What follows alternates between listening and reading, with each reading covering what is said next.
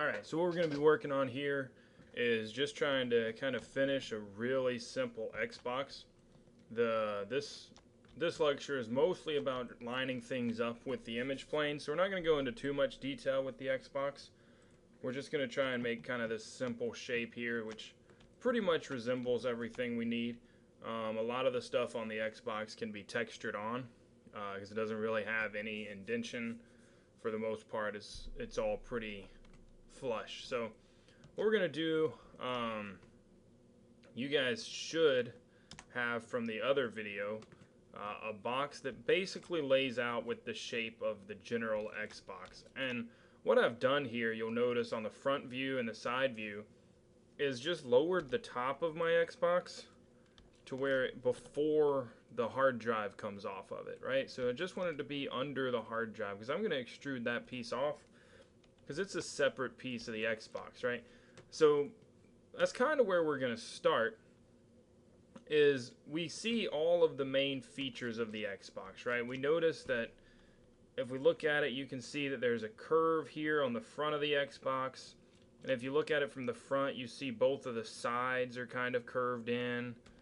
And if you look at it on the top view, it's kind of hard to see, but you can tell the back is curved and the front is curved.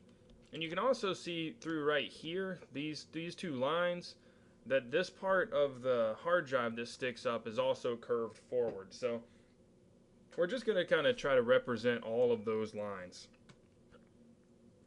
So what we've got is basically, like I said, we should have a very simple box.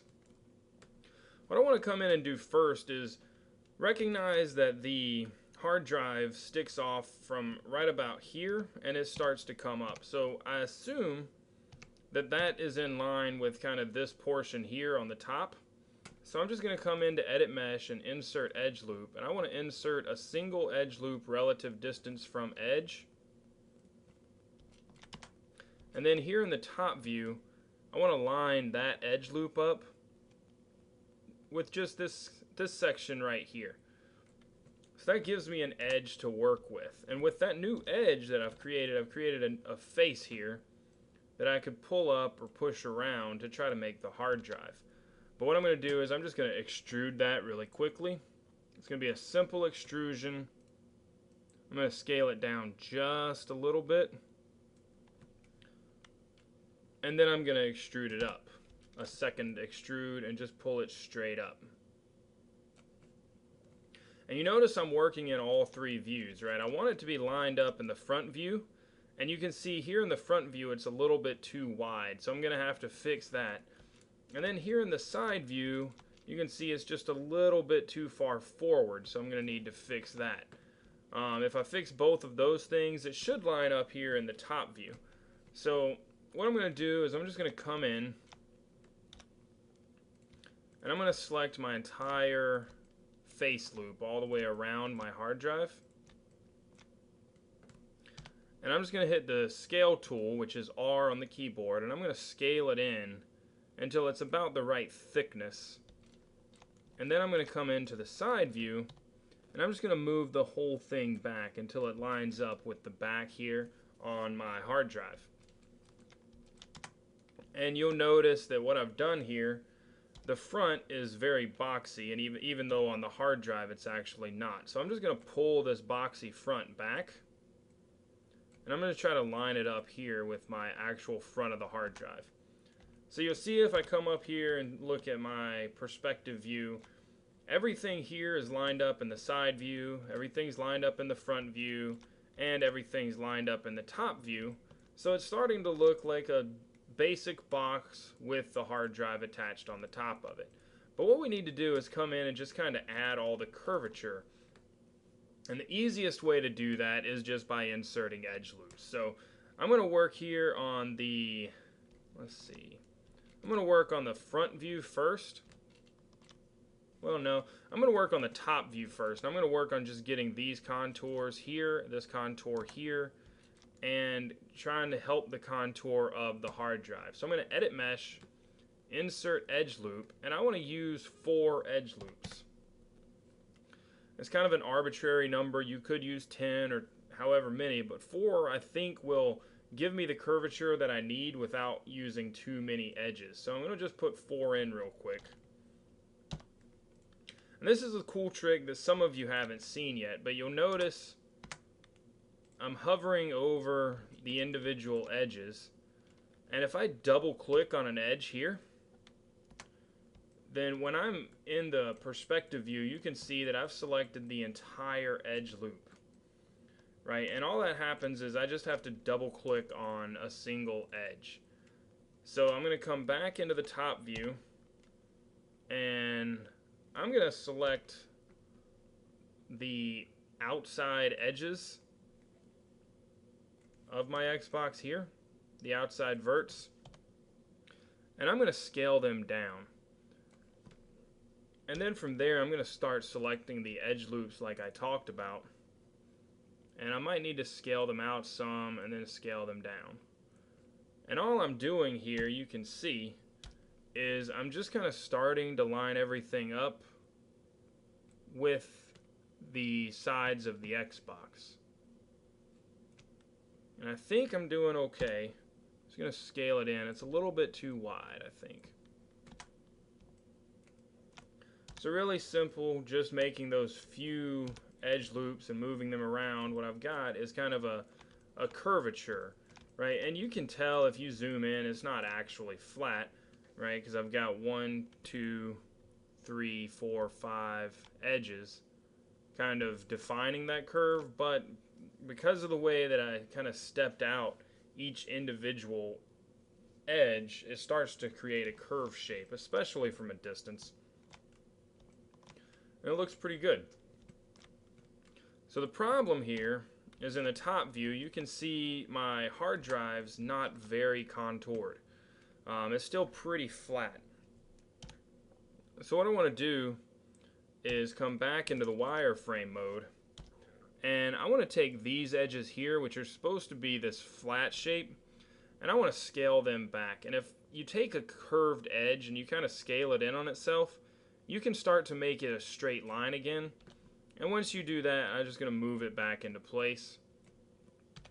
And I'm going to do the opposite with each of these curves. I'm just going to scale them against themselves so you can make the curve a lot more of a sharper angle. I'm going to scale that one and then move it up and kind of line it up here. And then this one I'm going to do the same thing. I'm just going to kind of line it up with the top part of that hard drive. Okay, so that's pretty basic, and it's starting to take the kind of contoured shape of the Xbox, but we still have the contours on the side and on the front and back to deal with. So I'm going to come in and I'm going to repeat pretty much the same process. I'm going to go to Edit Mesh and Insert Edge Loop, but this time instead of using 4, because I have a lot more area to cover, I'm probably going to need a few more edge loops to make the contour at least look good. So I'm just going to use 6. I'm going to come in and insert my edge loops. Now with this, I know it's probably kind of hard to see on the wireframe, but I need the wireframe in this case so that I can actually line it up with my reference image behind me. Right, so I'm going to come in and I'm going to select these 2 edges in the middle, and I'm going to scale them in until they really line up with kind of the contour of the Xbox. Just a little bit more. I'm using the right side more of a reference than the left side because I'm not perfectly centered in the Xbox, but I'm pretty close. So I'm just going to focus on getting the right side correct, and that should give me the look that I want.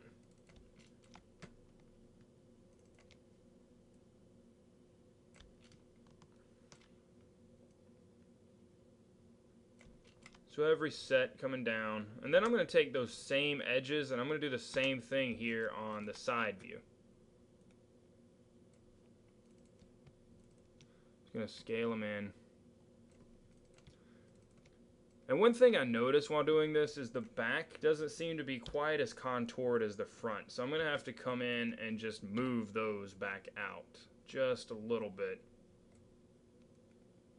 to keep the integrity of the model. So it's pretty basic, but all I've done is I've kind of tried to keep my corners and all of my edges in line with the drawings on the actual box. One thing you'll notice here is it looks like the front casing of the Xbox starts on this line here.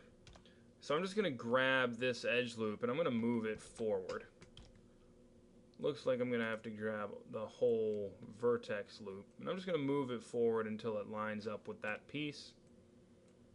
And then everything looks like it starts to kind of contour a little. So I'm just going to kind of pull those up.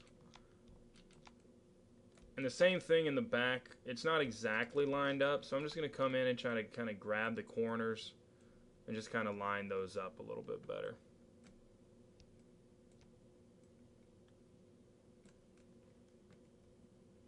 So I've got the side view looking pretty much right. The front view isn't perfect, but I'm kind of just lining it up here with the right side, and it looks pretty good, I think.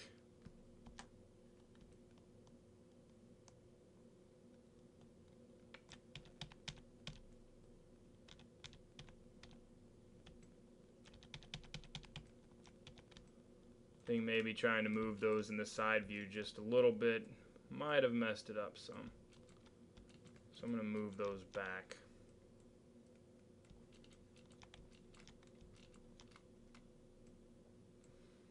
But again, the general idea is just to try to get all of your edges, all of your vertices lined up with the actual image.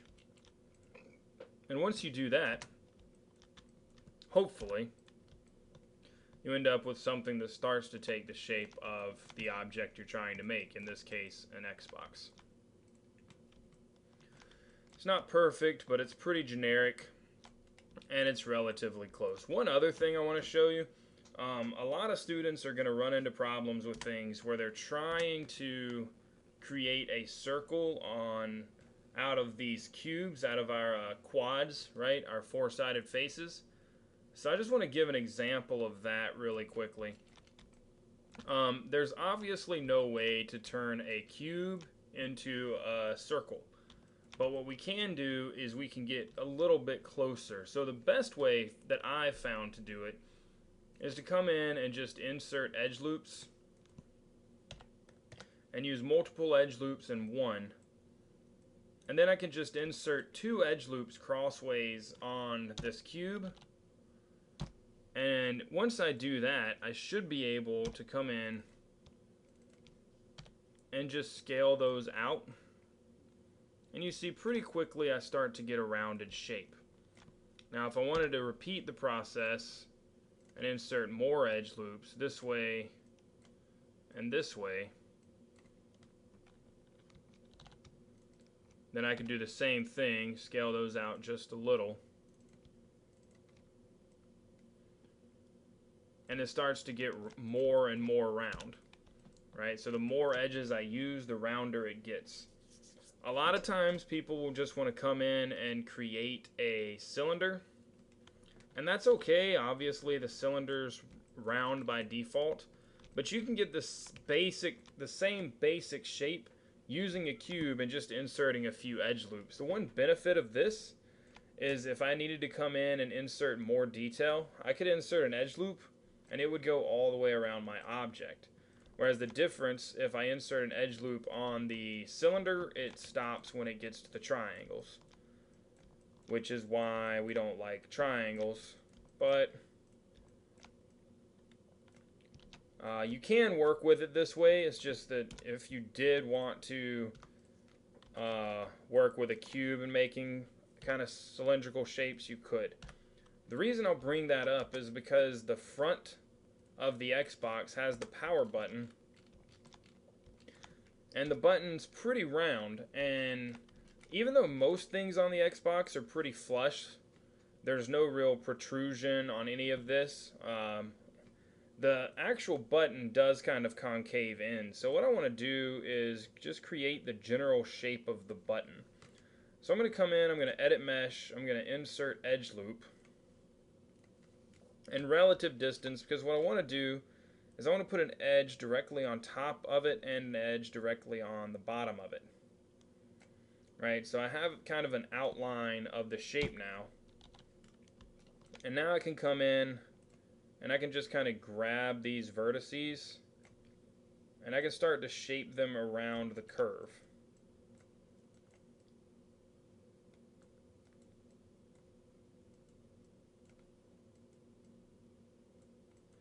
And again, it's not a great circle, but especially for 3D models, it generally gets the job done.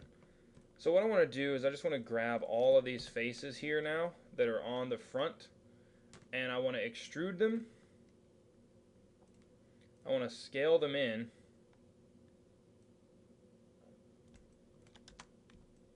And I want to pull them back into the Xbox a little.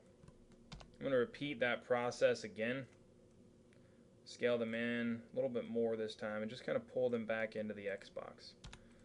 So now you'll see I've got this kind of button shape here on the front of my Xbox, but it's a really sharp shape. You can really see all of the edges, and we don't want that. So what I'm going to do, there is a way to make hard edges not look so hard in Maya. So what I would want to do is just come in and select all of these faces on the button itself.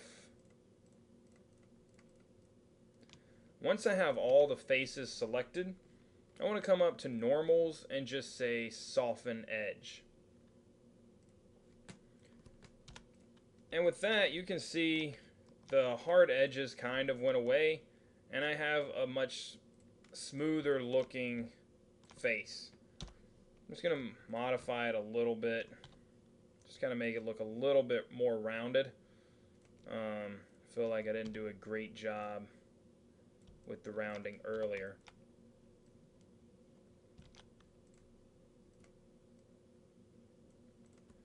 Let's see, that looks a little bit better. So now what we've got is basically a really rudimentary looking Xbox. And again, the whole concept here is that you have the image planes and you want to line up your object with the image planes.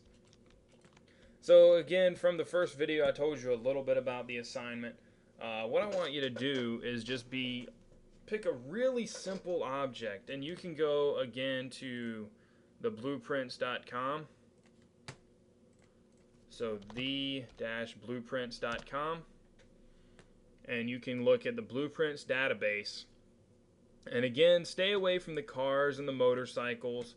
Focus on a phone or something miscellaneous that's really simple, and just bring in the image planes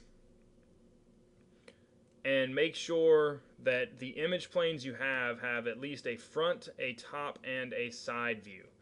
And I just want you to bring in the image planes and just create a shape that pretty much lines up with your image, with your reference. And hopefully you'll be able to do that. If you do have any questions, feel free to email me or stop by and we'll talk about it. But otherwise, thanks and good luck.